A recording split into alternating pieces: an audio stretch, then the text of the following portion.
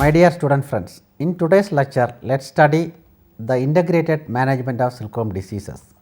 Successful silk production depends on the successful rearing of silkworms.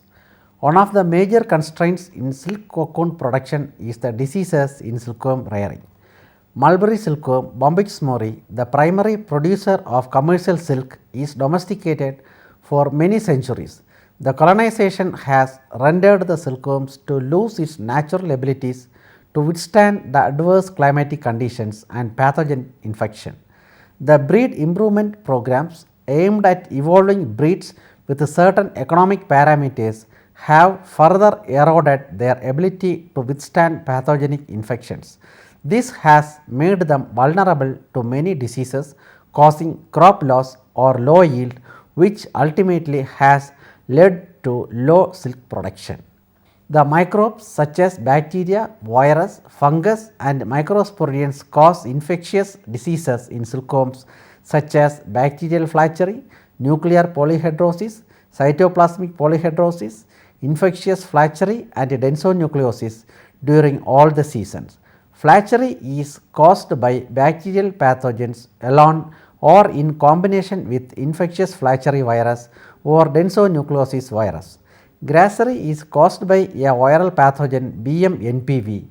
Muscardine and aspergillosis are fungal diseases which are common during winter and rainy seasons. Muscardine infects all stages of silkworms, whereas aspergillosis occurs during early instars of the larval stage. The occurrence of peregrine disease is rare and may break out at any period of the year. All these microbes have the potential to inflict significant loss in silk cocoon production. The cocoon loss due to diseases in India is estimated to be about 15 to 20 kg per unit of 100 disease free layings or 40,000 larvae. Though pathogens are the primary cause of all infectious diseases in silkworms, there are several inherent environmental and nutritional factors influencing survival of pathogen, the susceptibility of the host to infection and development of diseases. The inheritance of susceptibility to different diseases in silkworms is controlled mainly by polygenes and there is no breed completely resistant to all the diseases. For better understanding, the topic is being explained into different subheadings and they are: 1. Elimination of disease causing pathogens from the rearing environment. 2. Limiting disease spread in the rearing environment. 3. Use of disease free stock. 4. Preservation of contamination of mulberry leaf. 5. Timely disease diagnosis. 6. Disinfectants and bed disinfectants. 7. Rearing management and disease control. 8. Curative measures. Let us study these aspects one by one in detail. Elimination of disease causing pathogens from the rearing environment. The right approach to eliminate the pathogens from rearing environment is to conduct disinfection of the rearing environment prior to the commencement of silkworm rearing. Disinfection is an activity which results in the destruction of specific pathogenic microorganisms. Disinfection can be achieved by physical or chemical means or by both. Physical methods. The physical methods involve the use of sunlight, ultraviolet radiation, flame, heat and steams and boiling water. Sunlight. Sunlight acts as a disinfectant due to the heat it generates on the surface to be disinfected as well as due to the ultraviolet radiation emitted. The rearing equipments like stands, rearing trays, mountages etc. are disinfected by exposing them to hot sun. Attention must be paid to expose both the surfaces of the appliances. Many pathogens lose its infectivity when the contaminated rearing trays are exposed to hot sun for 20 to 30 hours. Ultraviolet radiation. Ultraviolet lights are the electromagnetic radiation emitted by the sun which is having a wide range of wavelengths. Ultraviolet radiation of approximately 257 nanometers wavelength emitted by ultraviolet lamps is germicidal and can be used effectively to eliminate pathogenic microorganisms on the exposed surfaces and in air. The UV radiation disrupts DNA and RNA in living organisms. Flame or fire oxidizes the microorganisms into ashes. Though it is rapid, the threat of accidental fire and damage to the equipments and tools used for silkworm rearing is a limiting factor for the use of fire. Heat. It is an effective destroyer of pathogens. Dry heat destroys the microorganisms by oxidation and is non-corrosive and less effective than moist heat. Dry heat requires longer exposure time and high temperature. Moist heat or steam causes irreversible coagulation of microbial proteins. The action of moist heat is faster and more effective. Boiling water. Use of boiling water is an effective disinfection method. The maximum temperature obtainable is 100 degrees centigrade and the exposure of 10 to 30 minutes is effective, but this method is highly cumbersome and is not a reliable sporicidal. Chemical methods. Chemical means of disinfection adopts specific chemicals having the germicidal activity against targeted microbes for an assured and effective disinfection. The use of chemicals for disinfection gained momentum after Lister has showed in 1867 that phenol would kill microorganisms. The first criterion to be a good disinfectant is that the disinfectant should preferably have broad spectrum activity with the potential to kill microorganisms which are pathogenic to silkworms and spare non-pathogenic ones, as they help in the degradation of organic matter. An ideal disinfectant should be safe to use, non-irritating, free from toxicity and should not have unpleasant odor. Choice of chemical disinfectant depends on a number of factors. A. Number and nature of microbes to be destroyed. B. Type of surface of rearing house and appliances. C. Interaction with organic matter present in the surface to be disinfected. D. Contact time and temperature conditions. E. Toxicity to individuals, residual toxicity and effect on items such as fabric and material. F. pH, temperature, hardness of water being used, and finally cost. The second aspect of integrated disease management strategy is limiting disease spread in the rearing environment. For managing silkworm diseases in a silkworm colony, it is essential to follow hygiene practices. These are aimed at limiting disease spread in the silkworm colony and the prevention of secondary contamination and infection. It involves A. Personal hygiene, B. Rearing hygiene, and C. Application of bed disinfectants to prevent the spread of infection within the colony of silkworms. Personal hygiene. The personal hygiene involves the personal cleanliness of individuals involved in the rearing activities. Before and after entering the rearing room, hands should be thoroughly washed with a disinfectant solution and wiped with a clean towel. The entry should be made into the rearing room by stepping on disinfectant solution or mat to avoid carrying pathogens into the rearing environment. Entry of unauthorized persons into the rearing house should be restricted for limiting the pathogenic movements in and out of the rearing room. Rearing hygiene. Rearing hygiene involves the orderly maintenance of rearing practices within the rearing room. Timely pickup and proper disposal of diseased larvae from the rearing bed is very important. Care should be taken while picking up of diseased larvae from the silkworm colony. It should be picked up with a chopstick or forceps and collected in a vessel containing disinfectant, and the same should be disposed appropriately. Care should be taken to avoid damage or physical injury to the silkworms while cleaning the bed.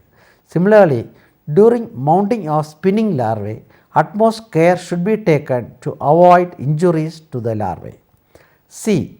Application of bed disinfectants. To avoid secondary contamination and spread of diseases in the colony, silkworm body and rearing seed disinfectants are to be applied.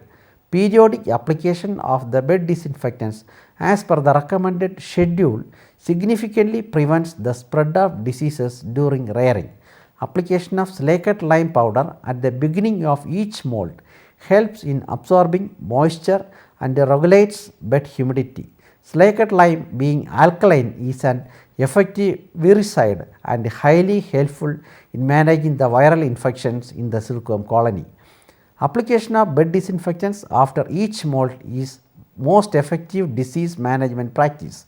General silkworm body and rearing seed disinfectants are antifungal, antibacterial, antiviral and antimicrosporidian in nature.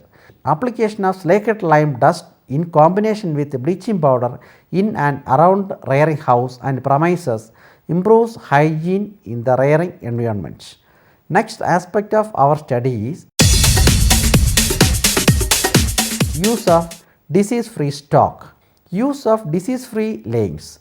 Rearing healthy stock of silkworms ensures healthy crop. Silkworm rearing should be carried out using disease-free layings produced by authorized silkworm seed producers.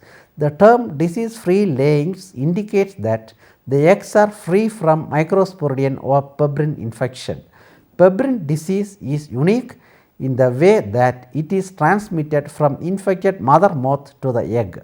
To avoid transoviral transmission, mother moths after egg laying are microscopically examined for the presence of microsporidian spores, and in case they are found infected, the eggs laid by such moths are rejected. This process is called mother moth examination, which plays a crucial role in the management of pebrine disease. B. Surface sterilization. After accomplishing the mother moth examination and due certification procedures, the disease-free eggs are to be dipped in 2% formalin solution for 10 to 15 minutes.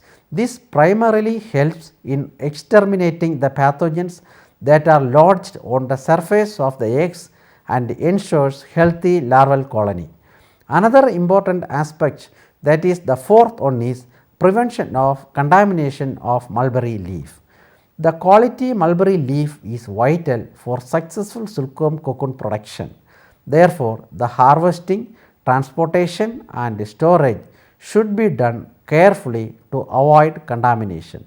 Mulberry leaf is a good carrier of disease causing pathogens into the rearing environment. Over preservation of mulberry leaf should be avoided, as this could deteriorate the quality of feed, as well as there is a chance of higher level of bacterial multiplication in the leaf.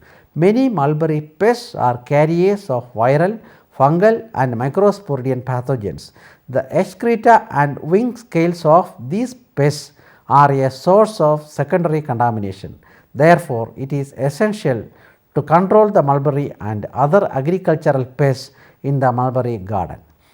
Timely disease diagnosis forms the fifth aspect of our study. During the course of silkworm rearing, it is essential to identify and diagnose the diseases at the earliest. This enables the removal of diseased larvae from the colony and curtails the spread of disease in the colony. In the early stages of infection, the signs and symptoms are atypical, and therefore the colony should be keenly observed, and any undersized or lethargic larvae, if observed, are to be picked up and disposed of properly. In the initial stages of infection, there may not be any visible external symptoms, and therefore microscopic examination of the larvae has to be carried out to find out the presence of any disease causing pathogen. Pebrine, nuclear polyhedrosis, bacterial flagellary and muscardine could be diagnosed and monitored following microscopic examination. Microscopic examination of homogenate of egg, moth, pupae, larvae and fecal matter for spore or its developmental stages is an appropriate approach to monitor microsporidian disease. For the identification of non-occluded viral diseases such as infectious flagellatory and densonucleosis, specialized diagnostic approach is needed. As symptoms caused by these diseases are atypical at the early stage of infection and the pathogens are submicroscopic, immunodiagnostic method should be adopted. The sixth aspect of our study is disinfectants and bed disinfectants. Disinfectants for killing or inactivating pathogens causing disease in silkworms, various disinfectants are recommended. These are used to disinfect the rearing room, surroundings and rearing appliances apart from maintaining personal hygiene. Some of the disinfectants being used in silkworm rearing environment are formalin, sodium hypochlorite, quaternary ammonium compounds, iodine compounds, lime, phenolic compounds, calcium hydroxide, chlorinated lime, chlorine dioxide, organic chloric compound, sodium dichloroisocyanuric acid, trichloroisocyanuric acid, etc.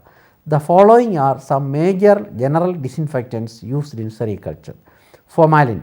Formaldehyde in water is formalin and is known as formic aldehyde, methyl aldehyde, ethylene oxide, oxomethane and oxymethylene. It is a colorless gas and usually available as a 37% solution in water and methanol.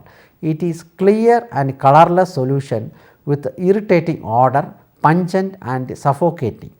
Formaldehyde, the active ingredient in formalin solution is strong reducing agent. It forms formic acid utilizing the oxygen from the cells leading to the death of the germ. The efficiency of formaldehyde is directly related to the atmospheric humidity of over 70% and temperature of about 20 degrees centigrade. The gaseous nature of the disinfectant demands a closed condition for a longer period. Chlorinated lime, commonly known as bleaching powder, is a mixture of calcium hypochlorite, basic chloride, calcium hydroxide and freeze-lacquered lime. The active ingredient is hypochlorite. It is a white amorphous powder with a pungent smell of chlorine. For effective disinfection, an active chlorine content of 30% must be used. Hypochlorite in combination with weak acid and water produces hypochlorous acid and hydrochloric acid.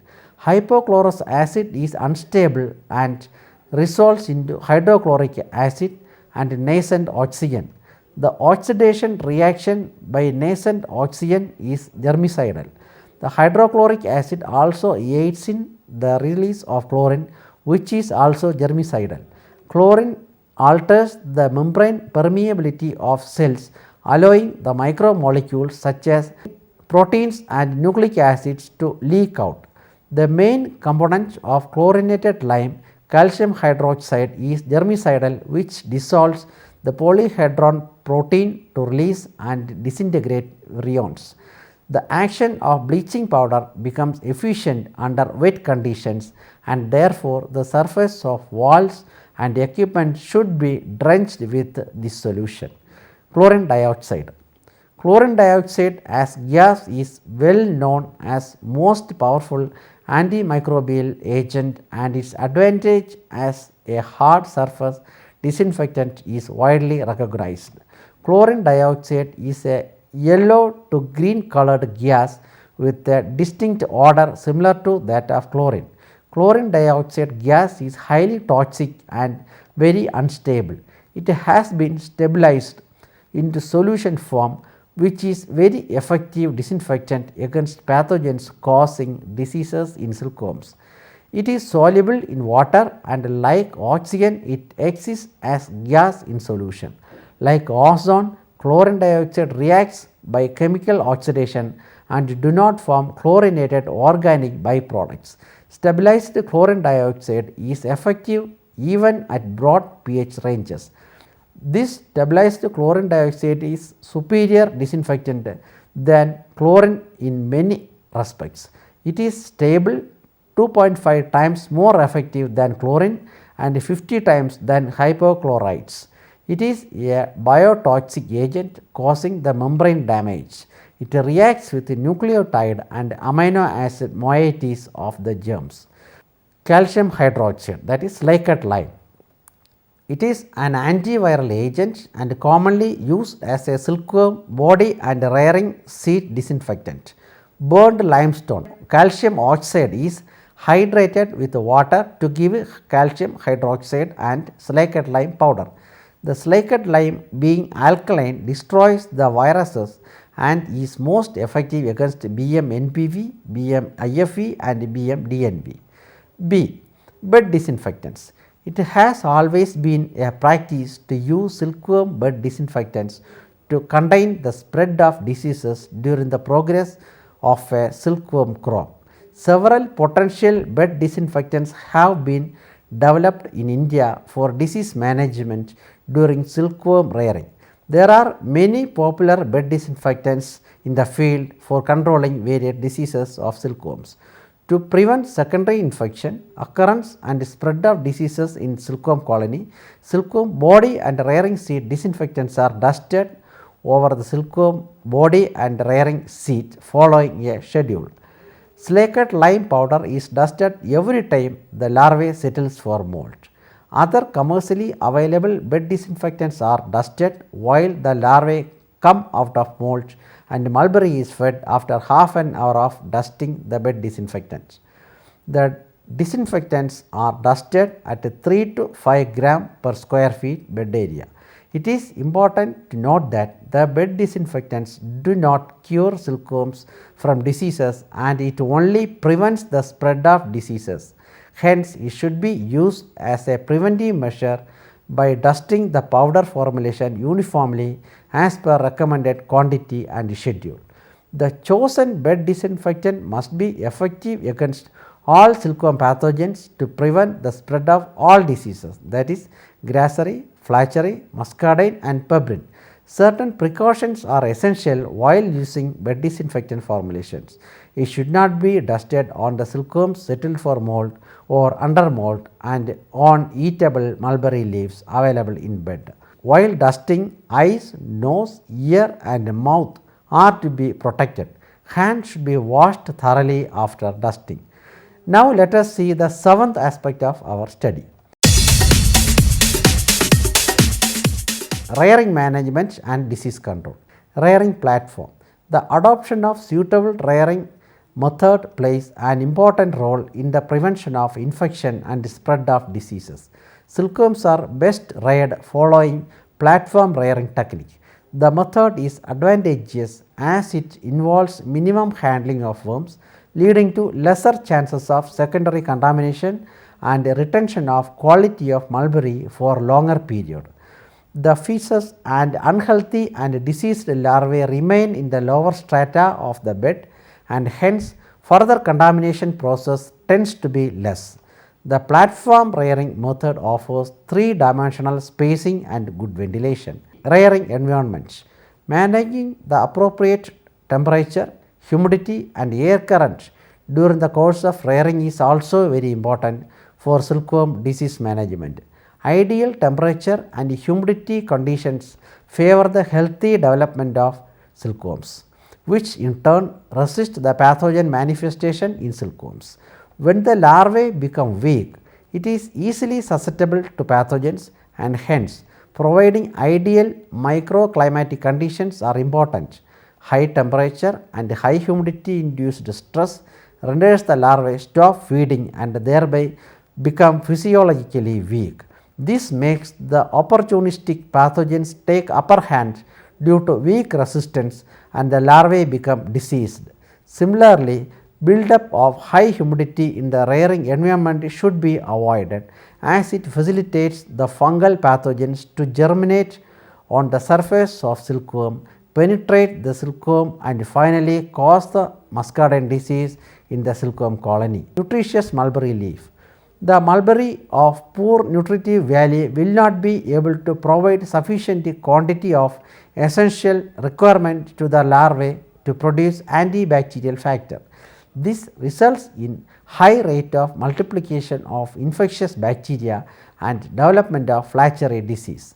Weakness due to physiological starvation due to feeding of poor quality and insufficient mulberry leaf should be avoided. Therefore, it becomes imperative to provide nutritious mulberry leaf to reduce disease incidence. Now, the final aspect of our study, curative measures. There are several attempts to develop specific measures against different diseases such as chemotherapy and thermotherapy against bacterial, viral, fungal and microsporidian diseases. Amrut is an eco and user friendly botanical based formulation for controlling grassery and Flachery disease of silkworms. This is one of the effective curative formulation available to Indian sericulturists for saving their crops from diseases. The formulation can be mixed with water at 20 grams per liter and 70 ml of this solution should be sprayed to 1 kg of mulberry leaf and can be fed to silkworms. Thus, the topic can be summarized that the silkworm colonies under controlled conditions are susceptible to various diseases caused by bacteria, virus, fungus and microsporidians. By following different management strategies such as elimination of disease causing pathogens from rearing environments, limiting the entry of pathogens and prevention of contamination of mulberry leaf, the silkworm diseases could be prevented. Further, use of quality disinfectants and bed disinfectants, timely disease diagnosis, maintenance of rearing and personal hygiene, rearing management etc. help in integrated disease management in silkworm colonies. Thank you.